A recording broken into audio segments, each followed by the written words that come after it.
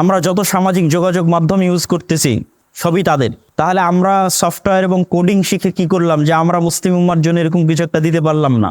ব্র্যাকের মতো শক্তিশালী অর্থনৈতিক প্রতিষ্ঠান আছে, তাহলে মুসলমানদের প্রতিনিধিত্বকারী কোনো শক্তিশালী অর্থনৈতিক প্রতিষ্ঠান বাংলাদেশে নাই কেন? তাহলে আমরা অর্থনীতি পড়ে কি করলাম? প্রথম আলো, ডেইলি স্টারের মতো শক্তিশালী মিডিয়া আছে, তাহলে মুসলমানদের প্রতিনিধিত্ব করতে পারবে এরকম শক্তিশালী মিডিয়া নাই কেন? তাহলে আমরা গণযোগাযোগ ও সাংবাদিকতা পড়ে কি করলাম? এটার জবাব তো আপনাদেরকে দিতে হবে, যারা আলেম ওলামা তাদেরকে না, বরং যারা এই সমস্ত লেভেলে পড়াশোনা করছে তাদেরকে। ইসলামে মানুষ শুধু নিয়ত দিয়ে তার দুনিয়াবী সকল কাজকে নেকিতে পরিণত করতে পারে। আরও বেশি যেন আমি মুসলিম উম্মার উপকার করতে পারি এই নিয়াতে, আরও বেশি যেন আমি আল্লাহ সুবহানাহু ওয়া তাআলার রাস্তায় ধন সম্পদ ব্যয় করতে পারি এই নিয়াতে, জান প্রাণ দিয়ে সকাল সন্ধ্যায় আর 10 জন সেকুলারের চাইতে বেশি, আর 10 জন নাস্তিকের চাইতে বেশি আপনাকে টাকা উপার্জনের জন্য চেষ্টা করতে হবে। পৃথিবীর এমন কোনো প্লেস যেখান থেকে একটা টাকা হালাল উপায়ে ইনকাম করা যেতে পারে, সেই টাকা উপার্জন না করে মুসলমান ঘরে বসে থাকতে পারে না।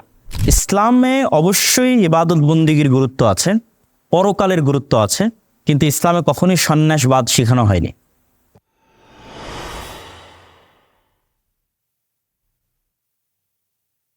রিজিক এবং ক্যারিয়ার পরিকল্পনার উপর সংক্ষিপ্ত অতি অল্প সময়ে গুরুত্বপূর্ণ কিছু পয়েন্ট তুলে ধরার চেষ্টা করব ইনশাআল্লাহ। আসলে ইসলাম, আমরা সবাই একটি মুখস্থ বাক্য জানি যে is a complete code of life, পরিপূর্ণ জীবন বিধান। ফলত এখানে আল্লাহর প্রতি ভরসা বা আল্লাহ সুবহানাহু ওয়া তাআলার ভয় বা সব কিছু আল্লাহ সুবহানাহু ওয়া তাআলা দেখবেন, এটির নামে পরিপূর্ণ সন্ন্যাসবাদের কোনো জায়গা নাই। সম্পূর্ণ দুনিয়া বিমুখতার কোনো জায়গা ইসলামে নাই। ততক্ষণ পর্যন্ত দুনিয়া বিমুখ, যতক্ষণ পর্যন্ত সেটি আমার দিনের যে দায়রা বা হাদ সেটি লঙ্ঘন করছে। না হলে আল্লাহ সুবহানাহু ওয়া তাআলা এই আদেশ দিতেন না যে ফাইদা কদাইতুমুস সালাহ ফান্তাশিরু ফিল আরজ ওয়াবতাগু মিন ফাজলিল্লাহ, যে হে মানুষেরা, হে ইমানদারেরা, যখন তোমাদের সালাত শেষ হয়ে যায় তখন আল্লাহ সুবহানাহু ওয়া তাআলা বাকি পুরো সময় সালাতে কাটিয়ে দিবেন, পুরো সময় ইবাদত বন্দিগি করবেন, এমনটা আদেশ দেননি।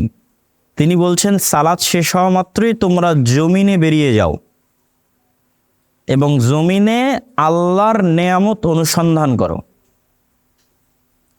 এই কথাটা এতটা গভীর মিনিং রাখে, মানে যেই রিক্সাওয়ালা এখন বৃষ্টির মধ্যে কাঞ্চন ব্রিজে দাঁড়িয়ে আছে সিএনজি, আর আরেকজন সিএনজি ড্রাইভার যে বৃষ্টির কারণে বাড়ি থেকে বের হয়নি, তো এই সিএনজি ড্রাইভারের কাছে গিয়ে যে আমি ভাড়া করলাম এবং সে যে 50 টাকা লাভ করলো, এটা হচ্ছে আল্লাহর দয়া। অবতাগু মিন ফাজলিল্লাহ, আল্লাহর দয়া অনুসন্ধান করো। আর আরেকজন যে ঘরে শুয়ে আছে সে আল্লাহর এই দয়াটা অনুসন্ধান করেনি। আরেকটি ঘটনা বললে এটা আপনাদের কাছে একদম পরিষ্কার হয়ে যাবে। আইয়ুব আলাইহিস সালাতু ওয়াস সালাম, একবার তিনি গোসল করছিলেন, তো আল্লাহ সুবহানাহু ওয়া তাআলা আসমান থেকে স্বর্ণের বৃষ্টি বর্ষণ করছে, তো তিনি গোসল বাদ দিয়ে স্বর্ণ কুড়াতে গেছে। তো আল্লাহ তাকে জিজ্ঞেস করছেন যে আমি তো তোমাকে কম কিছু দেইনি, তাহলে কেন তুমি বৃষ্টি বাদ দিয়ে এখন স্বর্ণ কুড়াতে যাবে? আমার এবং আপনার কাছে দৃষ্টিকটু মনে হতে পারে যে এখন এখানে আকাশ থেকে টাকা পড়তেছে, আমরা সব বাদ দিয়ে ওইটা কুড়াতে গেলাম, তা আমি তো তোমাকে কম কিছু দেইনি, কেন গেলে? তখন তিনি উত্তরে বলছেন, মানে সারমর্ম বলি আর কি, ভাবার্থ বলি, সরাসরি অনুবাদ না। ভাবার্থ হচ্ছে যে আমি যদি পুরো দুনিয়ারও মালিক হয়ে যাই, সমগ্র আসমান এবং জমিনেরও মালিক হয়ে যাই, তবু আমি আল্লাহর দয়ার মুখাপেক্ষী, আল্লাহর দয়ার ভিখারি। আর এই যে স্বর্ণের বৃষ্টিটা হচ্ছে, এটা কার দয়া?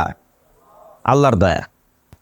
তাহলে এই দুটা, একটি আয়াত এবং একটি হাদিস কে সামনে রেখে যদি আমি আপনাদেরকে বলতে চাই যে পৃথিবীর এমন কোনো প্লেস যেখান থেকে একটা টাকা হালাল উপায়ে ইনকাম করা যেতে পারে, সেই টাকা উপার্জন না করে মুসলমান ঘরে বসে থাকতে পারে না। কেননা ওই যে একটা টাকা উপার্জন করা যাবে হালাল, ওটা কার দয়া? আল্লাহর দয়া। আর আমি ওইটি উপার্জন না করে ঘরে বসে থাকছি, মানে আমি অহংকারী, আমি আল্লাহ সুবহানাহু ওয়া তাআলার দয়াকে মূল্যায়ন করি না। আল্লাহ সুবহানাহু ওয়া তাআলা তো আমাকে ধনী রিচম্যান করবেন না। ইসলামে অবশ্যই ইবাদত বন্দিগির গুরুত্ব আছে, পরকালের গুরুত্ব আছে, কিন্তু ইসলামে কখনোই সন্ন্যাসবাদ শেখানো হয়নি। একটা বিখ্যাত হাদিস আপনাদের জানা থাকার কথা যে একজন ব্যক্তি এসে রাসূল সাল্লাল্লাহু আলাইহি ওয়াসাল্লামের বাড়িতে এসে রাসূল সাল্লাল্লাহু আলাইহি ওয়াসাল্লামকে পেলেন না, তখন তার স্ত্রী আয়েশা রাদিয়াল্লাহু তাআলা আনহাকে জিজ্ঞেস করলেন যে তার সালাত, সিয়াম, হজ, যাকাত, ইবাদত বন্দেগী সম্পর্কে আমাদের বলেন। তো আয়েশা রাদিয়াল্লাহু তাআলা আনহা আল্লাহ নবীর ইবাদত বন্দেগী সম্পর্কে শোনালেন। তো তাদের কাছে এটি অল্প মনে হলো, কম মনে হলো।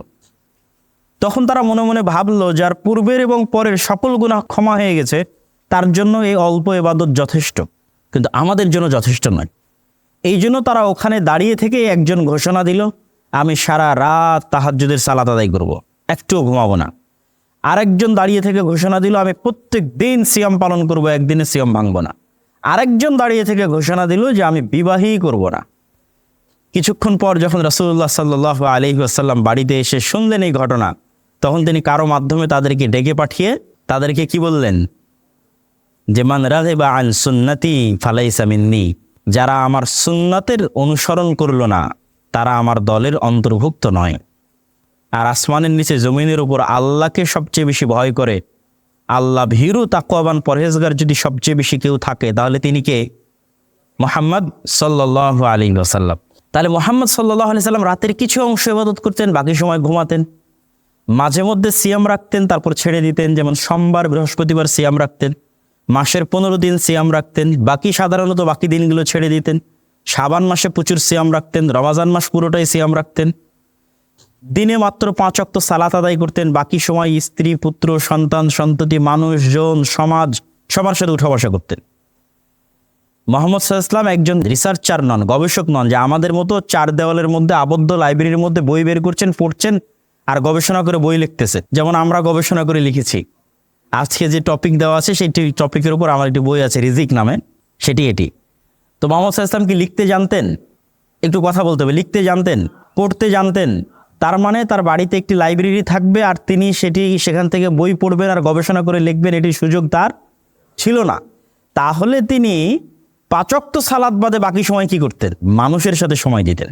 কিন্তু আমরা আলেম ওলামারা সমাজ বিচ্ছিন্ন হয়ে গেছে। কিছুক্ষণ আগেই যে পয়েন্ট আসছিল, যে কিভাবে জেনারেল শিক্ষিতদের সাথে, স্টুডেন্টসদের সাথে আলেম ওলামাদের মেলবন্ধন তৈরি করা যায়, এটার জিম্মেদারি কিন্তু আগে আমাদের নিতে হবে।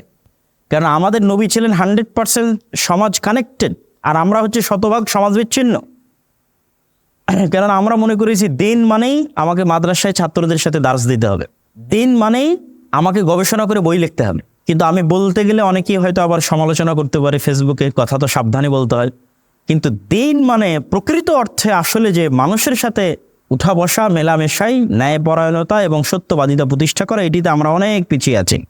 এই জন্য একজন সালাফ বলেছেন, 2 জন মানুষের মধ্যে মীমাংসা করে দেওয়া, অথবা স্বামী স্ত্রীর মধ্যে মীমাংসা করে দেওয়া, অথবা যে কোনো 2 জন মানুষের মধ্যে মীমাংসা করে দেওয়া, অথবা যে কোনো একটা বিচার ন্যায়পরায়ণতার সাথে করে দেওয়া, আর সারাদিন সারা রাতের যে কোনো ইবাদতের চেয়ে উত্তম হতে পারে।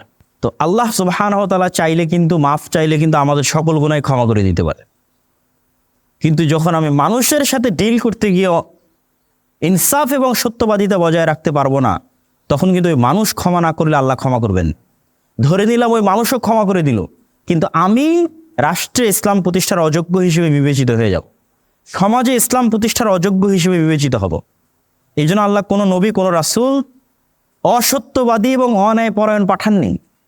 আল্লাহ রাসূল যদি আবু সুফিয়ানের প্রতি কোনো অন্যায় আচরণ করতেন, আবু সুফিয়ানের প্রতি কোনো মিথ্যার আশ্রয় নিতেন, তাহলে আবু সুফিয়ান তার হাতে যখন ইসলাম গ্রহণ করবে তখন লজ্জা কে পেত? আমার নবী মুহাম্মদ সাল্লাল্লাহু আলাইহি ওয়াসাল্লাম লজ্জা পেতেন। কিন্তু এটা সুযোগ নাই। তো সেহেতু কেরিয়ার বিষয় মানে আপনাদের সবাইকে নিজ নিজ কেরিয়ার বাদ দিয়ে শুধু কোরআন তেলাওয়াত করতে হবে, শুধু হাদিস পড়তে হবে, সবসময় আলেম ওলামাদের সাথে থাকতে হবে, বিষয়টি কিন্তু এমন নয়। বরং কিভাবে আপনারা একজন মুসলিম ইঞ্জিনিয়ার হিসেবে, মুসলিম বিজ্ঞানী হিসেবে, একজন মুসলিম অর্থনীতিবিদ হিসেবে মুসলমানদের কল্যাণে কাজ করতে পারবেন, তখন আপনার এই ইঞ্জিনিয়ারি পড়া, আপনার এই ডাক্তারি পড়া, আপনার এই অর্থনীতির পড়া পুরোটাই নেকি হিসেবে বিবেচিত হবে।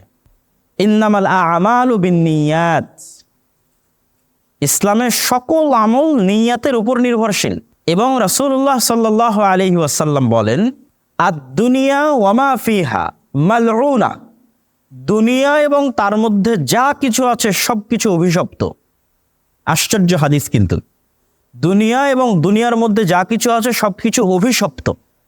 তবে জ্ঞান অর্জন, জ্ঞান বিতরণ এবং যা আল্লাহর জন্য করা হয় তা ব্যতীত। তো আপনি বলতে পারেন যে আমি তো কোরআন হাদিসের জ্ঞান অর্জনের মধ্যেও নাই, কোনো কিছুর মধ্যেই নাই, তাহলে তো আমি অভিশপ্তের কাতারে। জি না, আপনি অভিশপ্তের কাতারে নন। ইসলামে মানুষ শুধু নিয়ত দিয়ে তার দুনিয়াবী সকল কাজকে নেকিতে পরিণত করতে পারে।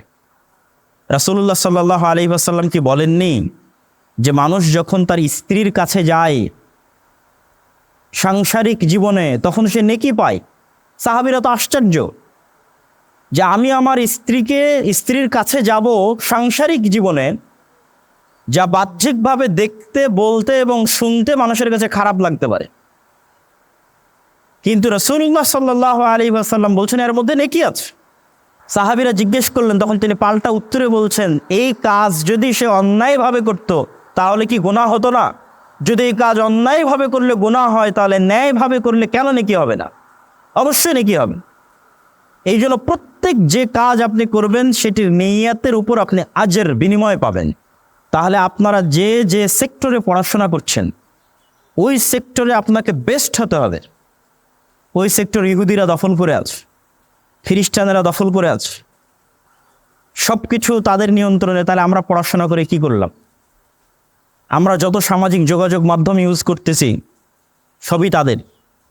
তাহলে আমরা সফটওয়্যার এবং কোডিং শিখে কি করলাম যে আমরা মুসলিম উম্মার জন্য এরকম কিছু একটা দিতে পারলাম না, বা সমগ্র পৃথিবীবাসীর জন্য এরকম কিছু একটা দিতে পারলাম না? এটার জবাব তো আপনাদেরকে দিতে হবে, যারা আলেম ওলামা তাদেরকে না, বরং যারা এই সমস্ত লেভেলে পড়াশোনা করছে তাদেরকে। ব্র্যাকের মতো শক্তিশালী অর্থনৈতিক প্রতিষ্ঠান আছে, তাহলে মুসলমানদের প্রতিনিধিত্বকারী কোনো শক্তিশালী অর্থনৈতিক প্রতিষ্ঠান বাংলাদেশে নাই কেন? তাহলে আমরা অর্থনীতি পড়ে কি করলাম? প্রথম আলো, ডেইলি স্টারের মতো শক্তিশালী মিডিয়া আছে, তাহলে মুসলমানদের প্রতিনিধিত্ব করতে পারবে এরকম শক্তিশালী মিডিয়া নাই কেন? তাহলে আমরা গণযোগাযোগ ও সাংবাদিকতা পড়ে কি করলাম? আপনারা প্রত্যেকেই যে যে সেক্টরে আছেন সেই সেক্টরে মুসলিম উম্মাহকে সার্ভিস দেওয়ার জন্য, মুসলিম জাতিকে সার্ভিস দেওয়ার জন্য, আল্লাহর সন্তুষ্টির উদ্দেশ্যে সবচেয়ে বেস্ট এবং টপ লেভেলে পৌঁছতে হবে। আপনার ওই পুরোটাই নেকিতে পরিণত হয়ে যাবে ইনশাআল্লাহ। এই জন্য রাসূলুল্লাহ সাল্লাল্লাহু আলাইহি ওয়াসাল্লামের যুগে সাহাবীরা চেষ্টা করতেন ব্যবসা করতে, এবং তারা ব্যবসায়ী হিসেবে নিজেদেরকে প্রতিষ্ঠিত করেছেন, কোটি কোটি টাকার মালিক হয়েছেন ব্যবসায়ী হিসেবে। আজকেও সৌদি আরবের যে ব্যাংক রাজেহাই আছে, তার প্রতিষ্ঠাতার যদি আপনি জীবনী পড়েন, সাক্ষাৎকার দেখেন, তাহলে সে বলছে যে আমি আরও বেশি টাকা ইনকাম করতে চাই, যেন আমি আরও বেশি আল্লাহর রাস্তায় ব্যয় করতে পারি। মাইন্ড সেট আপ দেখেন, একজন আরও বেশি টাকা ইনকাম করতে চায় যেন সে আমোদ ফুর্তি করে শেষ করতে পারে, আর আপনাকে আরও বেশি টাকা ইনকাম করার চেষ্টা করতে হবে যেন আপনি টাকা আরও বেশি কোথায় ব্যয় করতে পারেন? আল্লাহর রাস্তায় ব্যয় করতে পারেন। বাংলাদেশের একজন ব্যবসায়ীর সাথে আমার পরিচয় আছে, উনি বলেন, এবং ওনার কথা আমি চিন্তা ভাবনা করে দেখেছি কোরআন হাদিসের সাথে মিলে, উনি বলেন যে আমি দুনিয়াতে জান্নাত কিনে মৃত্যুবরণ করতে চাই, এই জন্য ব্যবসা করতেছি। উনি চুল পরিমাণ সুদের সাথে সম্পৃক্ত না। তো দুনিয়াতে কেন জান্নাত কিনতে চান? ওই যে কোরআনের আয়াত, ইন্নাল্লাহা আশতারা মিনাল মুমিনিনা আনফুসাহুম ওয়া আমওয়ালাহুম। আল্লাহ সুবহানাহু ওয়া তাআলা মুমিনদের নিকট থেকে তাদের জীবনটা ক্রয় করে নিয়েছেন আর তাদের সম্পদ ক্রয় করে নিয়েছেন। আল্লাহ শুধু দুইটাকে ক্রয় বিক্রয়ের কথা বলেছেন, এটা জান, নফস, আর একটা হচ্ছে সম্পদ। মানে আপনি যদি 100% জান্নাত কনফার্ম করতে চান, শুধু সালাত দিয়ে বা সিয়াম দিয়ে আপনি 100% কনফার্ম করতে পারবেন না, কেন? ওগুলোর সাথে ক্রয় বিক্রয়ের সম্পর্ক নাই। সালাত আমার মিস হয়, অস্বাভাবিক কিছু না।